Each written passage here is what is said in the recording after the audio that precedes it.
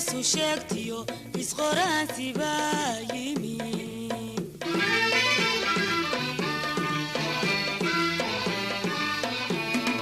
qaradaha adduunyada la isu qoonsay nabadi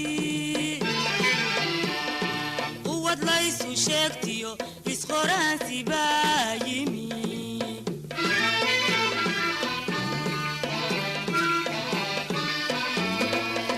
بسم الله الرحمن الرحيم السلام عليكم ورحمة الله وبركاته كلنتي وعن دغيستيال halkan waa idaacada Star FM Muqdisho ku soo dhawaada barnaamijka xogmaal oo habeen walba goorahan oo kale aan idinkaga soo tabino stuudiyaheena Muqdisho marka laga reebo habeenada Khamiista iyo Jimcaha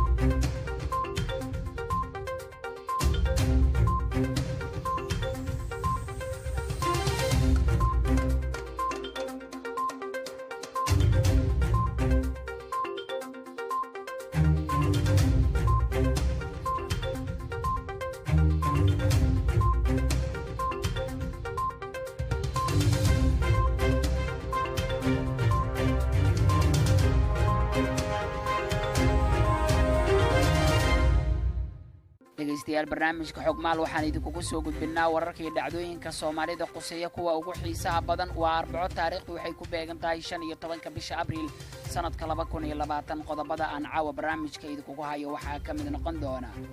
Muqdisho waxa caawa ka dhaqan galay bandow dawladda Soomaaliya ee ku soo rogtay magaalada Muqdisho oo kaas oo bilaabanaya 8 fiidnimo waa kuwan qaar ka mid ah dadkii uu saameeyay bandowga oo ka hadlaya sidoo uu saameeyay bandowga والله سامينta ugu badan waxay ku yeelanaysaa waa maqaaxiyaha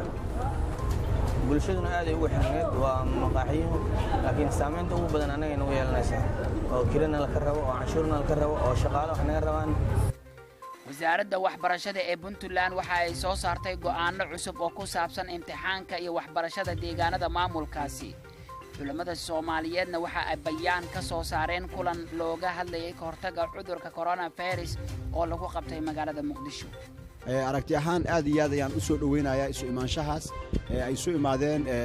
qaar ka mid ah culimada Soomaaliyeed ganacsatada dhaqaatiirta wasaaradda awqaafta iyo arrimaha diinta oo looga tashanayay ummadeena sideeba khatartaas uu cudurkaasi leeyahay ilaahay baa badbaado looga wacyi gelin lahaa loogana badbaadin lahaa madaxweynaha maamulka koonfur galbeed ee Soomaaliya waxa uu mar kale fariin ku saabsan cudurka coronavirus u diray shacabka deegaanada maamulkaasi waxaana uu culimada ku booriyay inay qaataan doorkooda Somaliland waxa muran ka dhashay go'aamadii guddiga ka hortagga cudurka coronavirus ee Somaliland ay ka soo saareen ku tukashada masaajidda deegaanada maamulkaasi wasaaradda awqaafta iyo arrimaha diinta ee Somaliland oo goor dhow hadashayna waxa ay sheegtay inaysan jirin go'aan lagu xiray masaajidda warar iyo dhacdooyin kale oo ku saabsan cudurka coronavirus ee Soomaaliya barnaamijka ayaan idinku hayaa qodobada kale ee barnaamijka ku jirana waxa kamid ah mas'uuliyadda dawladda oo ka tirsan oo noo imaad isbitaalada inta alla tacaaleen bulshooyinka Soomaaliyeed oo ku nool qurbaha iyo inta magaalada Muqdisho waa ehelada Allah u naxariistay fanaan Umar Shooli oo sheegay in dawladda Soomaaliya ay magaalada Muqdisho ku dayacday fanaankaas oo xalay geeriyooday maxaabiis uu cafis u fidiyay madaxweynaha Puntland waxa maanta qaarkood laga sii daayay xabsi ku yaala magaalada Qardho dawladda hoose ee magaalada Hargeysa maanta waxa bilowday howlgallo lagu burburinayo dhismooyinka sharci darrada ah ee ku yaala magaaladaasi waa maxay sababta meel sharciga lama duminayo meelihii bila sharci darrada oo dhan baa la duminaya waxaana la banaynayaa waxa weeye meelihii la isku yimid jiray tay maqaayad tahay khalado oo wado laga dhistay hadii kale magaalada Gaarisa waxa laga dareemayaa qiimaha raashinka quduruuriga oo sare u kac ku yimid wasaaradda ganacsiga ee ismaamulka Gaarisana war ayay ka soo saareen arintaasi qodobadaas ayaad barnaamijka ku maqli doontaan gabagabada barnaamijkaasi waxaan idinku hayaa dadweynuhu dhamaan deegaanka aynu leenahay roob duurki daayo dunyada dambaysha rabbi uu codkaasi waa allaha u naxariistay fanaan cumar cabdulle shooli oo xalay ku geeriyooday magaalada muqdisho heestaasi oo halku dhigeeda uu yahay midnimada dugsi leh ayaad barnaamijka ku dhageysan doontaa barnaamijka xogmaal waxaa soo saaray halkana ka soo jeedinaya Sadaam Maxamed Daahir Maxamed Abuukar Cabdi ayaa farsameynaya hay'ashee waxaynu barnaamijkeena ku daafuranaynaa wararka dhacdooyinka Soomaalida iyo caalamka kuwa ugu waaweyn waxa ay noo soo ururiyay Cabdixafiid Nuur Maxamuud isaga ayaana halkan ka soo jeedinaya mahadsan Sadaam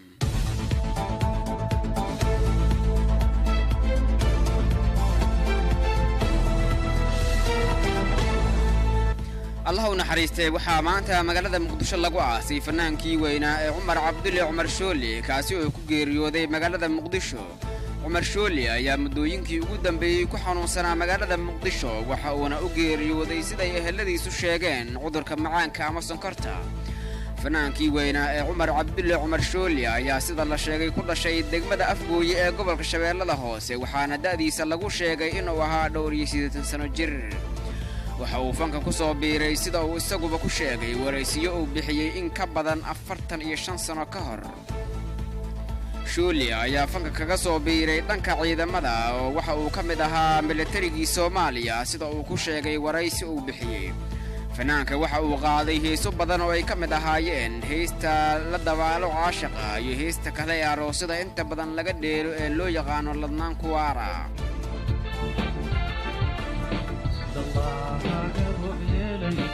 cusubkiika laga ciiray lala raacay indhaha arooskii raacay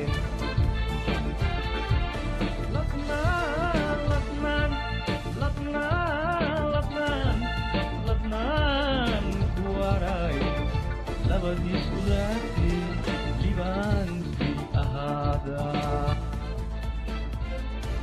الله نحريسته عمر عبدالله عمر شولي وحاو كمد ها كوحدي قرنك اي وابري عمر يا وحاو فنانين تاكالك قدوانا انو كالما كلا دوان كعيار جري فنكا سيدا قادي دهيسها تمد موزيقا وليبا جلينكا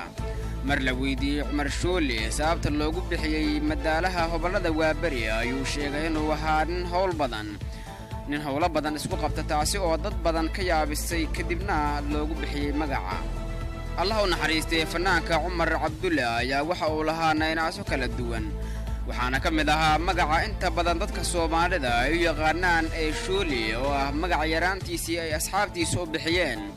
mar la weydiiyay magaca Cumar Shooli ayaa waxa uu ku jawaabay waxa aan ku fiicnaa dabaasha xeebta liido waxaan ahaa ninka koowaad hadii aan waayo ama labaad ama ka saddexaad marka waxa jiray kalluun afdhuub oo dabaasha ku fiican sidaas daraadeed ay dhalinyaradu igu waceen Cumar Shooli ayuu ku yiri waraysiga uu bixiyay sargaal booliis ayaa toddobaad la tuhunsan yahay inay yihiin mintideen ayaa talaadadii lagu dilay israsaasayn ku dhex martay magaalada Qaahira kadib markii wasaaradda arrimaha gudaha ee dalka Masar ay heshay xogta weerar la rabay in lagu qaado kaniisadda Kirishtaanka ee loo yaqaan Coptic sida ay wasaaraddu sheegtay wasaaradda ayaa intaas ku dartay in 3 booliis ah oo kale lagu dhaawacay iska horimaadka bayaan ka soo baxay wasaaradda ayaa lagu sheegay in akhbaarta ay heshay ay muujinaysay in koox takfiir ah oo ku sugan bariga magaalada Qaahira ay qorsheynaysay howlgal argagixiso oo lagu beegsanayo Kirishtaanka Coptica loo yaqaano inta lagu guda jiray toddobaadka ay u dabaaldegaan ciida Easter Sunday Kirishtaanka kaniisadda loo yaqaano Coptica oo ah 10% shacabka Masar ee ah 10 milyan ee ah 100 milyan ayaa ah bulshada Kirishtaanka ee ugu badan bariga dhexe waxayna maalinta Easter Sunday u dabaaldegaan 19 Abriil Masar ayaa ereyga takfiir u adeegsata inay ku qeexdo mintidiinta Islaamiga ah ee dalkaasi ka howlgala hub iyo rasaas ayaa laga helay goobta oo iska horimaadka ka dhacay sida ay sheegtay wasaaradda arrimaha gudaha Masar dacwadoogaha Masar ayaa sheegay in koox baarayaal ah loo diray goobta oo iska horimaadku ka dhacay oo ku taala degmada Al-Amiriya ee magaalada caasimadda ah ee Qaahira ugu dambeyntiina madaxweynaha dalka Mareykanka Donald Trump ayaa sheegay inuu faray maamulkiisa inuu hakiyo dhaqaalaha la siinayo hay'adda caafimaadka adduunka WHO waxa uu sheegay in WHO ay ku guuldaraysatay waajibaadkeeda asaasiga marka la eego jawaabta ay ka bixisay faafitaanka cudurka COVID-19 madaxweynuhu waxa uu ku eedeeyay hay-addani qaramada midoobay inay si xun u maaraysay isla markaana qarisay faafitaanka fayraska dhaliya cudurkan kadib markii cudurkani uu ka dilaacay dalka Shiinaha wuxuuna sheegay inay khasab tahay in lala xisaabtamo Trump ayaa horay hay-addaasi caafimaadka adduunka ee WHO ugu eedeeyay inay u xaqlinayso Shiinaha madaxweyne Trump ayaa shakhsiyan gudaha dalkiisa lagu dhaliilay sida uu u maareeyay faafitaanka cudurka COVID-19 waxaan farayaa maamulkayga inuu joojiyo dhaqaalihii uu siin jiray hay-addani inta dib u eegis lagu samaynayo oo laga qiimeynayo doorka hay-addani caafimaadka adduunka ay ku lahayd sida xun ee loo maareeyay iyo qarinta xaqiiqada faafitaanka COVID-19 ayuu yidhi Trump oo si jiraa'id ku qabtay aqalka cad WHO waxay ku fashilantay waajibaadkeeda asaasiga waana in lala xisaabtamo ayuu intaasi sii raaciyay xogayaha guud ee qaramada midoobay Antonio Guterres ayaa ka jawaabay hadalka Trump waxa uuna sheegay in hadda aysan ahayn waqtigii dhaqaalaha laga jari lahaa hay-addaasi WHO Mareykanka ayaa ah dalka dhaqaalaha ugu badan ku bixiya hay-addani WHO waxa uuna sanadkii la soo dhaafay siiyey $400 milyan oo u dhiganta in ka yar 15% miisaaniyadda guud ee hay-addani dalka Shiinaha ayaa sanadii 2018 iyo 2019 waxa uu hay-addani ku bixiyay kharash gaaraya ku dhawaad $86 milyan sida lagu shaaciyay barta internetka ee hay-addani WHO hay-addan caafimaadka adduunka ayaa bishii Maarso codsatay $675 milyan si gacan looga geysto la dagaalanka cudurkan safmarka ah waxaana la sheegay in ay qorsheynayso baaq kale oo ay ku dalbanayso ugu yaraan $1 bilyan markii uu faafayay cudurka safmarka ah ee COVID-19 waxaan walaac weyn ka qabnay in deeqsinimada Mareykanka loo adeegsaday sida ugu wanaagsan ee suurtagalka ah ayuu yiri madaxweyne Trump dalka Mareykanka ayaa ah dalka sida baan u saameeyay faafitaanka cudurkani kaasi oo haleelay in ka badan 608,377 qof halka ay u dhinteen 25,981 qof madaxweyne Trump ayaa ku eedeeyay WHO inay ku guuldaraysatay in ay si fiican u qiimeyso cudurkani markii uu ka dilaacay magaalada Wuhan ee dalka Shiinaha haddii WHO ay shaqadeeda qabsan lahayd oo ay khubaro caafimaad u diri lahayd dalka Shiinaha si u soo qiimeeyaan xaaladda dhabta ah ee ka jirta dalkaasi isla markaana ay muujin lahayd daahfurnaan la'aanta Shiinaha waxaa la xakameyn lahaa faafitaanka cudurkani oo waxa aad u yaraan lahaa dhimashada uu sababay ayuu yiri madaxweyne Trump bishii Maarso ayaa sidoo kale hay-addani qaramada midoobay waxaa lagu eedeeyay in Shiinaha uu si xad dhaaf ah u saameeyay kadib markii sargaal sare oo hay-addani ka tirsan uu diiday in laga arrinsado tallaabooyinka ay qaaday Taiwan si loo xakameeyo faafitaanka cudurkan dhanka kale qaar ka mid ah khubarada caafimaadka ayaa sidoo kale sheegaya in jahawareer uu ka dhashay talooyinka hay-addan ee la xiriira isticmaalka maryaha afka lagu duubto si looga hortago faafitaanka cudurka COVID-19 wararka dhacdooyinka caalamka iyo Soomaalidana waa naga intaas aan dib idinkugu celiyay Saddam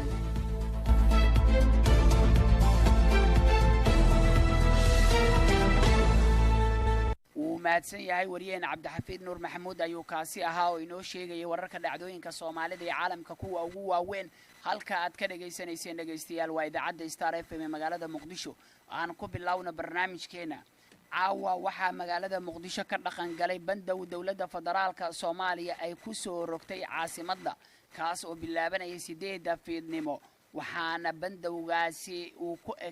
ku ekaan doonaa ilaa iyo 5 subaxnimo ee birito hadduu ay baraali ka noqdo taliyaha ciidanka booliiska ee Soomaaliya ayaa dhawaan sheegay in bandowga magaalada Muqdisho lagu soo rogay ay saameyn doonin goobaha lagu iibiyo raashinka qalalan iyo sidoo kale farmashiyaasha balse ay saameyn doonaan isku socodka gaadiidka iyo dadweynaha caasimadda waxaa qaar ka mid ah wariyaasheena ay soo warinayaan in la istaajiyay oo ay istaageen isku socodka gaadiidka noocyadiisa kala duwan ee magaalada Muqdisho isla markaana qaybo badan oo caasimadda ah ka mid ah laga dareemayo bandowgaasi qaar ka mid ah dadka uu saameeyey bandowga oo u badan kuwa maqaayadaha ku leh magaalada muqdisho oo ay dad badani u soo cawaysi tagi jireen ayaa bandowga siduu u saameeyey sidan uga hadlay. horta waxa la yiri ma aragtay ilaahu dhoofu dhib badan yahay dhulkayga dhar kaaga filaya annagu markaa waxa weeyaan maadaama aan garab raaratan oo u shaqayno ubad oo mas'uuliyiin nahay waxa weey in la naga khafiifiyo culaysyada caynkaasiya wallahi saameynta ugu badan waxay ku yeelanaysaa waa maqaaxiyaha bulshaduna aad ay ugu xirneed waa maqaaxiyuhu laakiin saameynta ugu badan anaga nagu yeelanaysaa oo kirana la ka rabo oo canshuurna la ka rabo oo shaqaale wax naga rabaan meel aan ganacsiga iskaga dhaafnana ma jiro baaqaan u jeedahay dawladda in amarkeeda la yeelo in guriga la iskaaga jiro adeeg caafimaadka haddii laga fikirayo ya oo dhib kale ma jira ya ilaaha ka faal qaaday hadday waa cunin haddana waa cunina waan ku taageersanayaan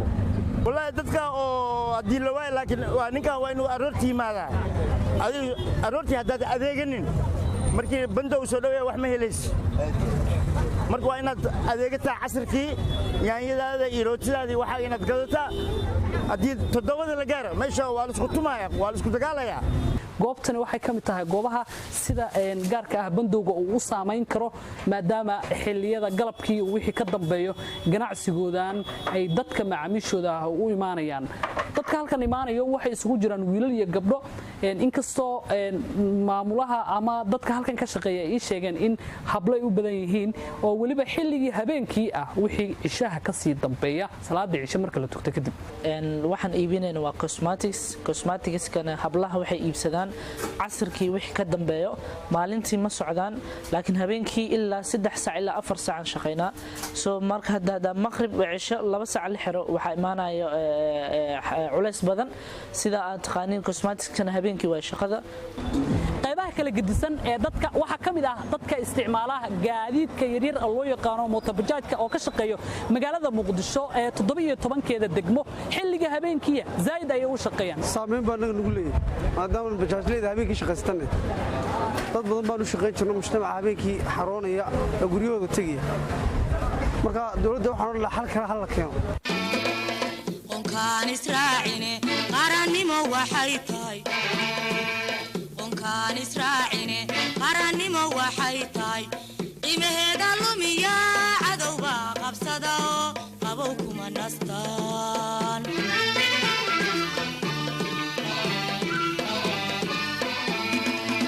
waagaag dhegaystayaal haddii aad hadda inagu soo biirtay habeen wanaagsan barnaamijka xogmaal ayaad dhegaysanaysaan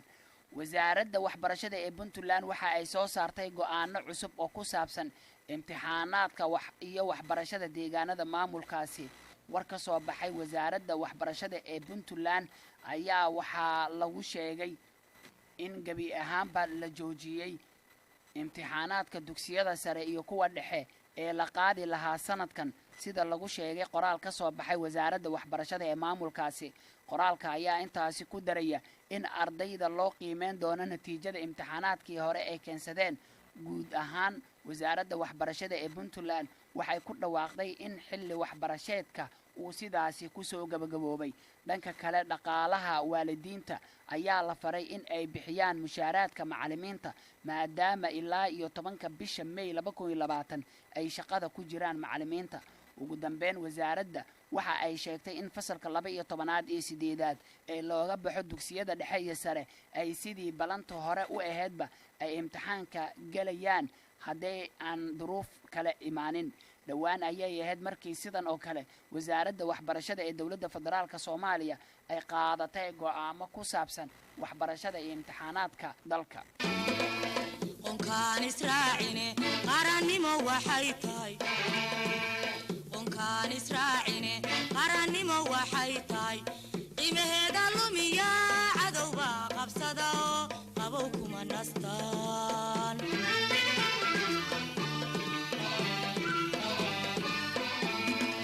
dhegaystayaal idaacadda Star FM magaalada Muqdisho ayaad inaga dhageysanaysaan barnaamijka waa xogmaal qodobo kale ayaa inoo soo socda aan ku sii soconno qodobada barnaamijka ku jira madaxweynaha maamulka koonfur galbeed ee Soomaaliya waxa uu mar kale fariin ku saabsan cudurka COVID-19 ama coronavirus uu u diray shacabka deegaanada maamulkaasi fariintiisa oo wacyigelin iyo baraarujin u badneed ayuu ku booriyay culimada deegaanada maamulkaasi in ay ka qayb qaataan wacyigelinta shacabka koonfur galbeed ee Soomaaliya isla markaana ay soo saaraan bayaano lagu wacyigelinayo bulshada si buu yiri meel looga soo wada jeesto ilaalinta caafimaadka iyo badqabka ummadda Soomaaliyeed annaga dad islaan ahaan nahay dad muslimiin ahaan nahay ilaahay baan tala saaranaynaa annagoon argagax iyo qalqal badan aanan dadka gelinaynin oo dadka iimaankooda iyo siduu u fiican yahay iyo wixii qadar ay lagu qanacsan yahay haddana waxaan rabnaa culummada Soomaaliyeed gaar ahaan culummada reer koonfur galbeed inay ilaahay la tuugo ilaahay la tala saarto quraan badan la akhriyo aafadan iyo musiibadan inuu ilaahay dhinac naga mariyo ilaahay loo tuugo dadka cid kasta oo culummo ahna intaas la isfaro lagana hadlo oo culummada ay sheegaan naftirkeeda waxaan sida ay sheegayaan dadka Soomaalida ah oo sida qaldan ay u sheegayaan muslimkuma dhaca iyo maxay annaga nooma iimaan kara iyo waxba nagama taraay iyo aanan la dhihin culummada naftirkooda ay sheegaan saa la socotaan masaajidiyadii waaweynaa oo barakaysnaa baa la xiray xarameynkii baa la xiray kacbadii baa la xiray mako madiina la xiray arrimo daruufo jira awgeeda diinta islaamkana waa ogashahay markay musiibadaas oo kala dhacdo in maxay ahayd nafta intii la taxadiri karo la taxadiro marka kulamadaas iyo isu imaatinkaasna hala yareeyo culumadana waxaan faraynaa inay baaqna soo saaraan diiniyan waxay ay ka qabtay diinta islaamkana ay u sheegaan shacabka ay ku wacyigeliyaan tan kalena ay maxay ahayd ay quraan badan akhriyaan oo dadka quraan loo akhriyo oo ilaahay loo baryo inuu ilaahay uu ka qaado inuu ilaahay noo keenin inta uu hayana uu ilaahay ka qaado midda saddexaad waxaan kala hadlaynaa ganacsatada Soomaaliyeed gaar ahaan ganacsatada reer koonfur galbeed ganacsatada Soomaaliyeed dawladda federaalkana waa la hadashay ra'iisul wasaarahana waa ka hadlay maciishada maadaama daruufahan adag soo maray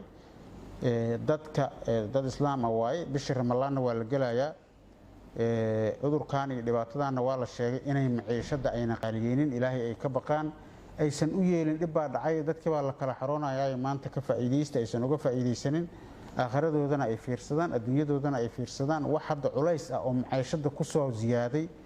oo caqabada ma jiraan dawladda federaalka waxay ballan qaaday in maxay ahayd dekada ay ka soo degayaan raashinka canshuur dhaaf loo suubiyo wax raashin oo hadda hakadayna ma jiraan wax joogsadayna male raashimada iyo baabuurta waaweyn oo xamuulka ah waa furan yihiin cidii diyaarad wax ku keensanaysa diyaaradihii kaargooga ah waa furan yahay marka ma garan karno wax sababa oo maciishada ama wax loogu daro ama wax loo qaaliyo ganacsatada Soomaaliyeed gaar ahaan ganacsatada reer koonfur galbeed waxaan u sheegaynaa oo ka codsanaynaa oo faraynaa inay dadka walaalahooda waalidkooda wiilashooda shacabkooda oo masaakiinta ay u turaan ayada oo jiradana ay jirto haddana Ramadaan bishii barakaysnay la galayo maciishada aanan looga faa'iideysanin daruufahan jiro ilaahigoodana ay uga baqaan inta hadda ay haystaan baa faa'iido ku filan ayagana waxaan faraynaa insha Allah inaanan maciishada waxbana lagu darin nin walbo wixii uu hayo bareeska sidii uu ahaa lagu gado sababtoo ah wax hadda loo garaabi karo isbedel ah oo jiro ma jiraan sidaas darteeda ganacsatadana taasaan faraynaa insha Allah guddiga aan u saarnay oo task force-ga ah oo aan u saarnay cudurkan coronavirus-ka oo wasiirada iyo taqaatiirta iyo maamulada ka kooban ayagana waxaan faraynaa inay wacyigelin iyo dadaal tiro badan sameeyaan oo dadka wacyigeliyaan oo goob kasta tagaan oo la diyaariyo xarumihii karantiilka haddii ay timaado ilaahay naguma keeno loo sii diyaar garoobo wax alaaliy wixii kale oo la qaban karo qaradaha adduunyada la isu qoonsay nabadii uwad la isu sheegtiyo isqoraansi baa yimi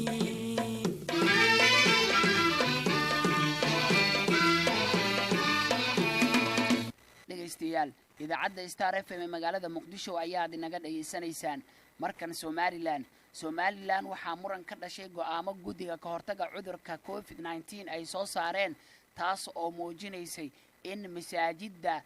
dadka ku tukanaya la faro in ay guryahooda iska joogaan arrintaas muran badan ayaa ka dhashay waxaana maanta bayaan ka soo saaray qaar ka mid ah culammada somalilan oo shiray bayaankaas waxaa warbaahinta u akhriyey sheekh cabdilbaasit oo ka mid ah culammada somalilan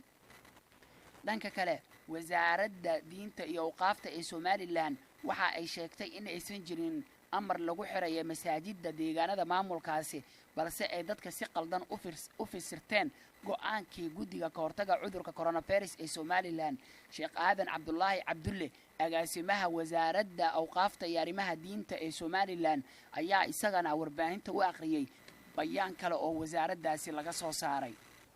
qodobka saddexaad culimada gobolka togdheer waxa ay bulshada somalilan u caddaynayaan in xanuunka covid-19 uu leeyahay khatar caafimaad oo gaadhsiisan inuu sababi karo dhimasho sida haddaba uu adduunka u aafeeyey mudanna in laga diyaar garoobo qodobka afraad culimada gobolka togdheer waxa ay fatwo ku soo saarayaan in qofka muslimka ah ay u bannaan tahay inuu ka hadhi karo jamca iyo jumcada haddii ay jirto khatar caafimaad oo halis gelin karta noloshiisa iyo nolosha dadka kaleba qodobka shanaad culimada gobolka togdheer waxa ay caddaynayaan qodobka shanaad sida ku cad warmurtiyeedka ay soo saareen culimada somalilan ee ka qabso xarunta wasaaradda diinta iyo awqaafta jamhuuriyadda somalilan kuna taariikhaysnaa bishii afarteedii 2020 iyo sidoo kale go'aamada ka soo baxay guddida ka hortagga covid-19 ee heer qaran midna kuma jirto in la xidho masaajidda haddana ma muuqato daruuro keensanaysa arrinkaas qodobka lixaad sida aynu la wada soconno xanuunka covid-19 waxa uu inagaga yimi waddanka dibaddiisa haddaba culimmada gobolka togdheer waxay cod dheer ugu sheegayaan xukuumadda somalilan inay xidho xuduudaha dalka iyo duulimaadyada isla markaana ay joojiso qaadka iyada oo hadda ay bulshada iyo ganacsatada qaadkuba u diyaarsan yihiin inay ka qaataan dowrkooda haddii aan la xidhin lana joojin dhibta ka timaadda waxa qaadaya mas-uuliyaddeeda ciddii ummadda ku soo daysay khatartaa la wada arkaayo culimmada gobolka togdheer waxa ay qodobka toddobaad culimmada gobolka togdheer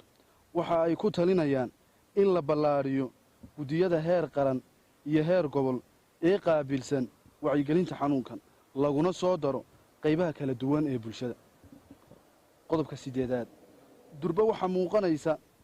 saamaynta dhaqaale ee uu keenay xanuunkan covid-19 waxay culimmada gobolka togdheer u soo jeedinayaan xukuumadda inay mas-uul ka tahay dalka iyo dadkaba isla markaana looga baahan yahay qorshihii dadka danyarta ah lagu taakulayn lahaa sidoo kale culimmadu waxa ay ganacsatada ku boorinaysaa inay la dareen qaybsadaan bulshadooda magaalada muqdisho waxaa lagu qabtay kulan 3 maalin soconaya oo looga hadlayay ka hortagga cudurka coronavirus waxaa kulankaasi ka qayb galay ganacsato culimaa udiin mas-uuliyiinta wasaaradaha caafimaadka iyo awqaafta iyo arrimaha diinta ee xukuumadda federaalka Soomaaliya iyo maamulka gobolka Banaadir kulankaasi oo maanta la soo gabagabeeyay waxaa laga soo saaray warmurtiyeed dhowr qodob ku saabsan waxaana ugu horeen warmurtiyeedkaasi warbaahinta u aqriyay Sheekh Cabdirasaaq Sheekh Cali Ibraahim oo kamid ahaa culimadii ka qayb gashay kulanka dadka nugul ee waayeelka ah iyo dadka qaba cudurrada lala noolaado sida sokorta dhiikarka iyo wixii la mid ah waa in ay guryahooda ku tukadaan oo aysan imaanin masaajidda waayo rasuulkeenna suuban wuxuu yidhi laa darara walaa diraara culammadu waxay guud ahaan ummadda u caddaynayaan maadaama ay cabsida cudurkan faafidiisa sii kordhayso in qofku leeyahay rukhsad uu ugu tukado gurigiisa marxaladan oo kale iyo goobta uu joogo diin ahaanna u bannaan tahay inuu gurigiisa iyo goobta uu joogo ku tukado in shacaa'irta masaajidda sida aadaanka jumcada iyo jamaacada aan la joojin marxaladan balse loo oogo si kooban iyadoo la qaadanayo taxadarka iyo talooyinka caafimaad qonkaan israacine qarannimo waxay tahay qonkaan israacine qarannimo waxay tahay qiimaheeda lumiya cadowga qabsada oo qabow kuma nastaan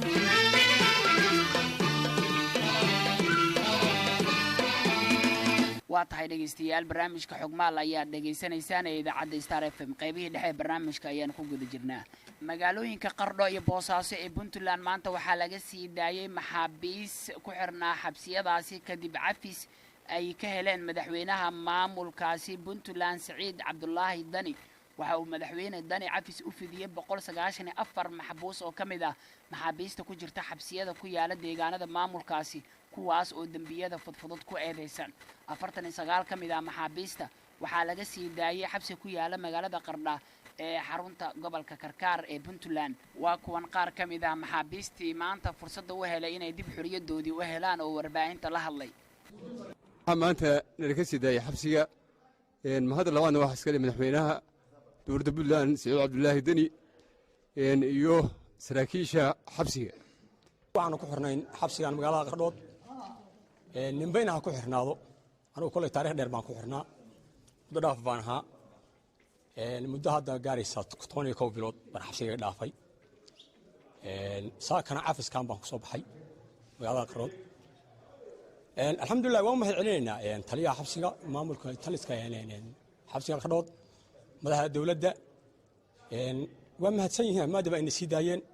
sidoo kale waxaa warbaahinta la hadlay maamulada xabsiyada magaalooyinka Qardho iyo Boosaaso ee Puntland waxaana ay ka warbixiyeen maxaabiista maanta laga sii daayay xabsiyadaasi ودردار يربان الفريا محابيسي نسيبكي بعضو هشين إن ما أنت عفس بدحنا هشان ركوب حضان وعلى ذكر ربايلة كفاية للستان إن نول بدبي وصوق له وقراني وكون توبه إنه وحبرته سير رجل كلا وحبرتينه نجار كيف هذا إيه فودنا ماذا إيه هرقانك وبرتين حبس جديس وقبرتين إن إذا وبرتان وشقيستان وتكون تودا وحي اللي كسر حري وأنا دم كسر نقون والنقطة هو مجتمع كسر كوريا وكسر يعني واحترني يا شا يعني نقول كله كويو ونور كليه وحنا مانتي لأن كبش على ضدك السيدة ضدك كوهري ماشى يدك اللي السيدة نسيب كينا تكفى يستين صادرت وعلى ذكر ربعنا داد وان تودان اسئلة على لسان دبنا إذا نقصوا نقون أنت صايد فريا والسلام عليكم ورحمة الله وبركاته waxaan marka leeyahay nasiib baad yeelateen waxaad u yeelateen in saakay aad ka faa'iidaysataan cafiska madaxweynuhu bixiyey oo siiyey qaybtaalka ku qoran warqadan oo madaxweynuhu uu soo bixiyey intaa kadib waxaan idinkula talinayaa dembiyadii aad soo gasheen oo ku soo gasheen xabsiga annagu idinma soo xirin xeeraaliyuu idinma soo xirin maxkamaddu idinma soo xirin idinka oo dembi aad gasheen boolisku idinku wado saldhig soo maray baa waxaa laydin keenay maxkamad xakun baa idinku soo dhacay dembigii aad soo gasheen ka jidoobay waxaa ku timaadeen xabsiga saakana cafis baad kaga baxaysaan warqadna waa ku timaadeen midna saakaa kaga baxaysaan saaka waxaa kaga baxaysaan cafis madaxweyne shalana waxaa ku timaadeen waaran maxkamadeed ka faa'iidaysta inaydinaan ku noqon dembiyadii aad hore u soo gasheen qaybtaalkiin oo aan garanayo 2 jeer waa markii labaad oo la cafiyo qonkaan israacine qarannimo waxay tahay qonkaan israacine qarannimo waxay tahay qiimaheeda lumiya cadowga qabsa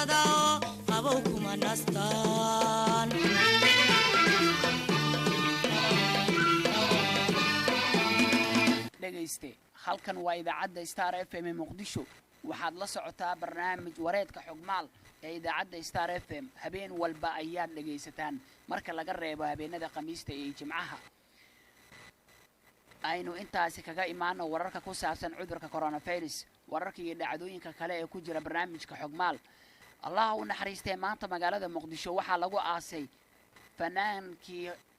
madaaliyi hobalada Waabari Cumar Cabdulle Cumar Shooli oo ku geeriyooday isbitaal ku yaala magaalada Muqdisho fanaanka oo muddooyinkii ugu dambeeyay ku xanuunsanayay isbitaal ku yaala magaalada Muqdisho ayaa eheladiisa waxa ay sheegeen in dawladda Soomaaliya ay magaalada Muqdisho ku dayacday fanaanka isla markaana aysan xaaladiisa ka warheynin intii uu ku jiray isbitaalka Axmed Cumar Cabdulle oo ah mid ka mid ah caruurta uu ka geeriyooday marxuum Cumar Shooli ayaa sidaas warbaahinta maanta u sheegay horta inna ilaahi wa inna ilaahi raaji'uun abaa u naxariisto abaan Cabdullah iyo fanaaniinta howlada biriqaar ayaa hadda bacdul duugta noo imaaday in Roomiyo laakiin odayga markuu xanuunsanay waxna soo dul istaagay waxna la soo xareeray wax hal abwaana la orda halkaas abwaana waa abwaan xirso dhox bas ma mas'uuliyadda dawladda oo ka tirsan oo noo imaaday isbitaalada inta alla tacaaleen bulshooyinka Soomaaliyeed oo ku nool qurbaha iyo inta magaalada Muqdisho idaacadan Somali Cable TV iyo agaasima Xasan Cadde ay dadka nala halgamay oo macnaha odaygoo meel iskaga xareysan oo ku xanuunsan oo iibis ay garab taagan yihiin dadka banaanka soo dhigay waa horta TV-gan aad iyo aad u mahad celinayaa wallahi aabo muddo 2 sano magaalada Muqdisho oo ku nool yahay caasimadda ku soo laabtay 31 sano kadib aabo wuxuu qabi jiray cudurkan la sokorta iyo dhiigkarka uu qabi jiray aabo xanuunkiisu waa soo laabtay adii isbitaal oo wuxuu markaas oo ku xiriirsanay wiil aadan Cabdulle Ismaan oo tagtagi jiray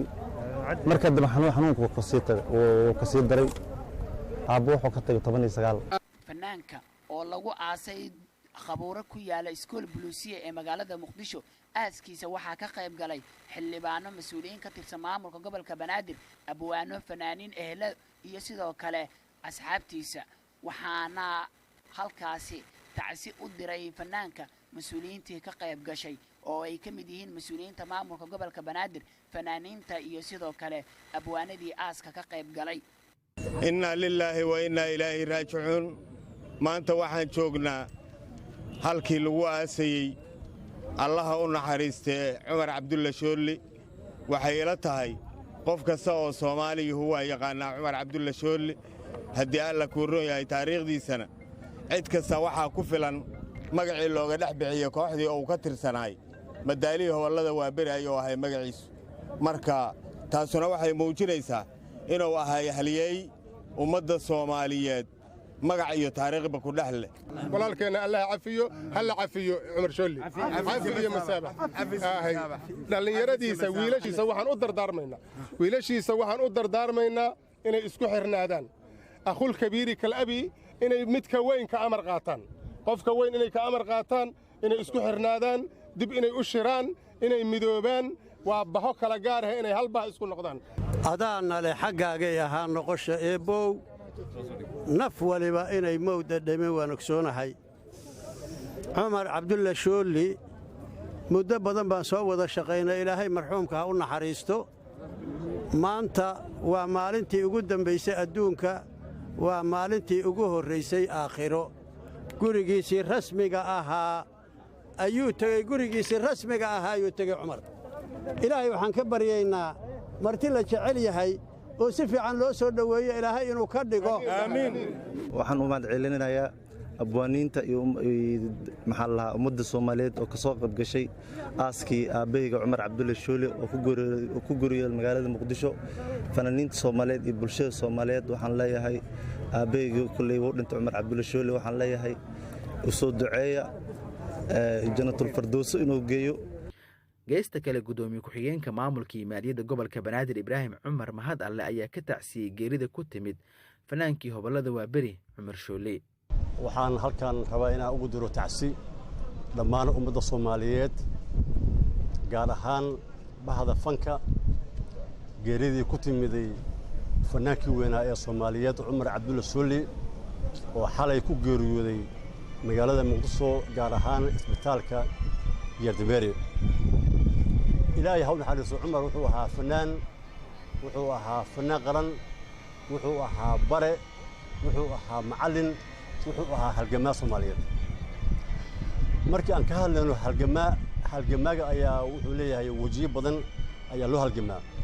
qaybtii ugu muhiimsaneed ee halganka Soomaaliyeed ayuu qayb lixaad leh ayuu ka soo qaatay Cumar wuxuu baahiyay af Soomaaliya Cumar wuxuu dadka baray in af Soomaaliga lagu hadli karo laguna heesi karo Cumar wuxuu ahaa macallin gaarsiiyay meel walba ay Soomaali ay ku nooshahay ilaahay waxaan ugu rajeynayaa jannadii fardooso inuu ilaahay ka waraabiyo fanaankeenna qaaliga ah Soomaali buu ka baxay cid gooniya kama bixin qoys kama bixin nin qaran buu ahaa oo qaali ku ah qaranka Soomaaliyeed marxuum Cumar Cabdulle Cumar Shooli oo ka mid ahaa fanaaniintii hobalada Waaberi ee dalka oo mid ka mid ah heesihiisa aynu ku soo qaadan doono gabagabada barnaamijkan waxa uu dhashay sanadkii 1940kii waxaana uu fanka ku soo biiray 1958 isagoo da'yar waxaana uu ka mid ahaa fanaaniinta loogu jecel yahay taas oo keentay in ay dadka ugu yeeraan madaalihii hobalada Waaberi الله أنا حريستي مرحوم عمر شولي أيام مدة حنون سنة يسبتال كويا على مقالة مقدشو كدي مركي ولد عي حنون كمعان كتاس أو كنتي إن وفنان كلنا فوبو قردا دنيا دا ليس غوسي نبطي وود ليس شاكتيو يسخران سبايمي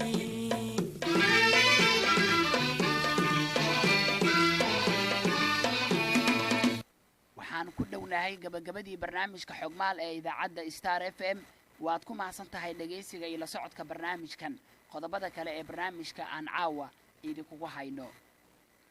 dawladda hoose ee magaalada Hargeysa maanta waxa ay bilowday howlgallo lagu burburinayo dhismooyinka sharci darrada ah ee ku yaala suuqyada magaaladaasi ujeedada howlgalka burburinta ayaa lagu sheegay ka hortagida cudurka coronavirus iyo in dhismooyinka la kala sikiyo duqa magaalada Hargeysa ayaa howlgalkaasi faahfaahiyay waa wareegii labaad ee ololaha wareegga labaad oo ah in nadaafadii magaalada iyo dadkii la kala fogeeyo saaka halkaa waxaan ugu nimid lixdii qaadkii xalay soo cunayeen fadhiya makhaayadoo toban u fadhiya ninka halkaa ka hadlaya waxaan leeyahay meel sharciga lama duminayo meelihii bilaa sharci darrada oo dhan baa la duminaya waxaana la banaynayaa waxa weeye meelihii la isugu yimid jiray hadday makhaayad tahay khalad oo waddo laga dhistay haddii kale kuwa rasmiga ee dhismahooga ku jirana waxaa la samaynayaa in dadku kala fogaadaan makhaayad shaah lama ogola automatically makhaayad shaah lama ogola hudheelada cuntadana intaad wax ka cunto ka tag caafimaadkaaga laga talinaya ma aha adiga wax lagaa doonayo waa bal wax lagu leeyahay naftaada ilaaliyo baalkii xanuunkii wuxuu noqday covid-19kii wuxuu noqday baytilqasiidkiisii halkii laga qaadayey meesha dadku isugu yimaadaan haddii aanu lahayn namuu soo gaadhin waa kiise shalay tolo 2 kiis baa la caddeeyey boorama 1 kiis baa la caddeeyey horena 2 magaalo kale burbuuriye bucaa loo caddeeyey waa uu kula joogaaye ilaahay ay naga nabadgeliye iska daaya muxuu ahaa hadalka adag iyo waxaa loo sameeyaa waxaa loo shaqeynayaa waa caafimaadkaaga iyo nabadgelyadaada qof walowba sidaas u dhowr lahayd u sabee sheegay ololo ballaaran ololahaasi waxa uu ahaanayaa maanta degmadan gacalibaax iyo macalin haaruun oo bar ka galay beritoole waxa weeyaan degmada juun iyo gobonimo haddii ilaahay idhaahdo iyo koodbuur waxa ku xigi doona axmed dagax iyo koobay sodokomey waxa ku xigi doona maxamuud haybiye maxamed mooge waxa ku xigi doonta macalin haaruun uu soconayaa 4 cisho ama 5 cisho xidhiidh oo joogta waxa lala dagaalamayaa coronavirus-ka meelaha lagu soo ururo meelaha muwaadiniin iyo daawadayaal baa halka ka arki doontaan oo la yaabi doontaan sidii ahaayeen aanu idin soo gudbinayno imikana sida ay runtii noqonayaan oo wanaagsanaamaysa ma jeclin qof qudheed aanu burburinay oo xanuun laga baqanayo laakiin waxaan leenahay muwaadin kasta oo balis habeeyo oo ishagaaji wajigii labaad weeye waji hore aan sameynay oo wadada dheera iyo suuqa dhexe ah wajigii labaad baan wadnaa waanay soconaysaa oo laakiin waynu ka hortag samaynaa ka hortaguna waxa weeyaan innaga oo kala durugda oo maxeradaha lagu qaylaayo ee kolba 20 nin ay meel wada fadhiisanayso ee aanad ogeyn inuu qofkan wixii qabayeen kale ee degdegna u fidayo ka dadaalayna marka ilaa shalayta wacyigelintaas socotay dadweynuhu waa inu qaataa u maqlaa haddaad ka maarmoodo keliga hadda iskaga qayl gurigaaga inaynu nadaafadda isticmaalno inaynu si wanaagsan u noolaanno inaynu faayadhowrkeennu wanaagsanaado waa qayb nolosha ka mida marka xataa haddii xanuunkan ilaahay naguma keeno naga tago hawshana way sii soconaysaa caasimaddii somalilan baa la joogaa waa in caasimaddu wanaag iyo caafimaad iyo quruxba loogu yimaadaa saaqalka waxaa ka socda ololo ballaadhan oo lagu bannaynayo maqaaxyaha meheradaha goobaha la isugu yimaado taasoo ay kaliftay dhibaatadan jirta iyo xanuunkan caalamka ka jira eena soo galay oo imika inaga ka jira meelo badan waa lagu haydalkeennay burco berbera hargeysa iyo boorbeynta intaasoo gobolba laga gobolada waaweyn kuwa badan oo kalena imika waxa ku baqaya shaybaarka oo dhowr boqol qofi xanuunku wuxuu inoo dhex qaadayaa si qeyr caadi ah isqoonsiga dhexdeena iska dhaafa khaladko isqoonsiga dhexdeena iska dhaafa khaladko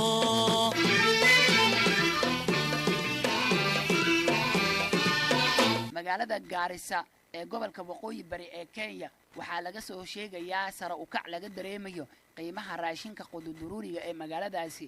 shacabka magaalada Gaarisa ayaa dhawaan hawada mariyay cabasho ay ka muujinayaan ganacsatada oo ay sheegeen in ay sare u qaadeen qiimaha raashinka xilli dawladda dhexe ee Kenya ay sheegtay in aan sare loo qaadi karin qiimaha raashinka suuqyada dalkaasi Kenya waxaana arintaasi ku soo beegmatay xilli ay dadku u diyaar garoobayaan bilashada bisha barakeysan ee Ramadaan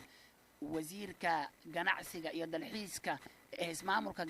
Gaarisa Cadow Khaliif ayaa ka jawaabay cabashada shacabka waxaana uu digniin u diray ganacsatada ismaamulkaasi waxaan ogsoonahay suuqasha kudi inay kor u kaceen ha noqoto raashinka ha noqoto qudaarta ha noqdaan alaabta lagu gado supermarketka horta dawlad ahaan waxaan aad u rabnay dadka maaragtay ganacsiga ku jiraan inay isku daan xakameeyaan beeca inay kor u sii yar qaadin annagu ogsoon inay ahayn wax ay ugu tilin galeen waxaan ogsoonahay iyagu naftirkooda meelaha ka keenaan kor bay u kaceen sidoo kale waxaan aan ogsoonahay dadka ganacsiga culays badan baa la saaray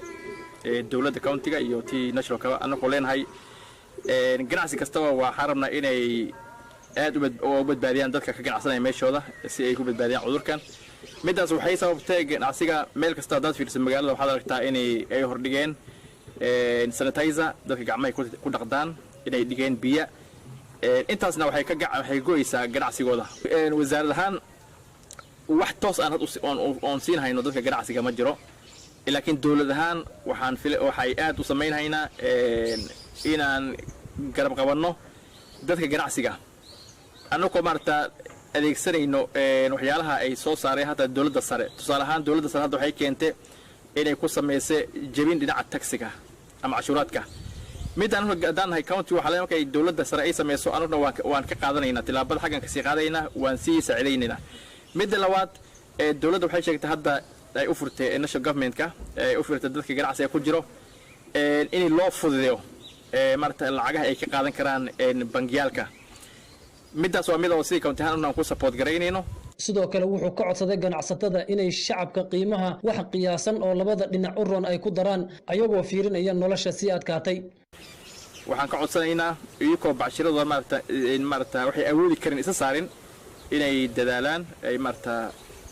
ay kor ugu darin zaa'id inay ugu darin lacagaha laakiin nin dhihi karo iyay ku darin ma jirto waxaan ogsoonahay sixir bararka meel kasta uu jira ninkan ganacsigana wuxuu doonayaa inuu faa'iido helo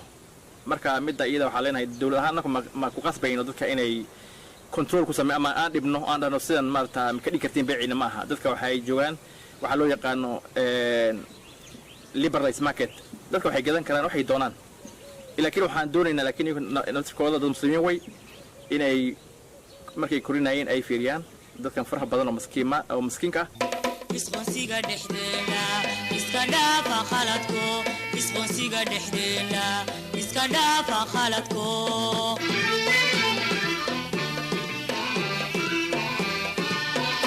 guud ahaan dhegaystayaal intaas ayaan ku soo gabagabeynaynaa barnaamijka xogmaal oo qodobo kala gedisan aad ku maqasheen barnaamijka waxaa soo saaray halkanna ka soo jeedinayay Sadaan Maxamed Daahir Maxamed Abuukar Cabdi ayaa farsameynayay cabdixafiid nuur maxamuud ayaa wararka dhacdooyinka Soomaalida iyo caalamka inoo akhriyay waxaana idinkaga tagaynaa caawa mid ka mid ah heesii uu ku luuqeeyay fannaankii madaaliya hobalada waa beri Cumar Shooli oo xalay ku geeriyooday Muqdisho halku dhiga heestanna waxaa la yiraahdaa midnima dugsi leh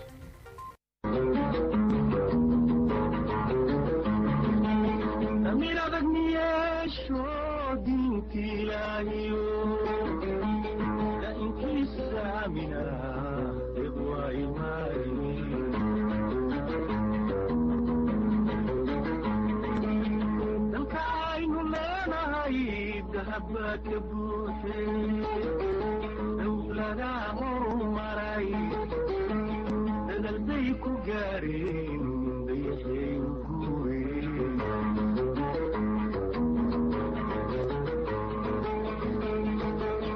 تدوينو زمان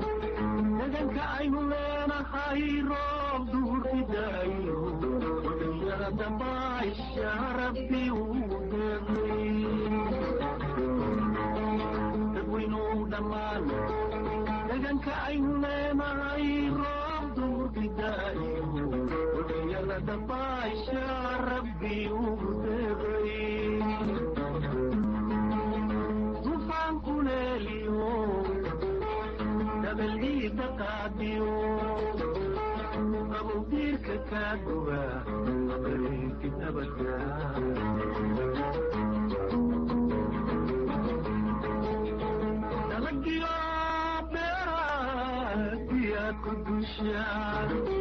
يا مبارا ودابتا تقرتيو كالليدا تقدر دورا نوتان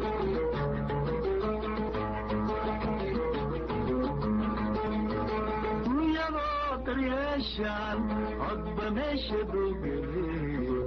تبكي بيسان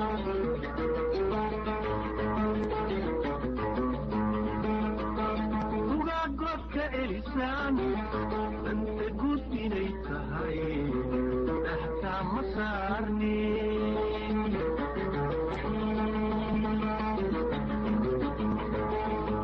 ما تبالك بديسان ما دنتي رقرتان غرني بسوعدها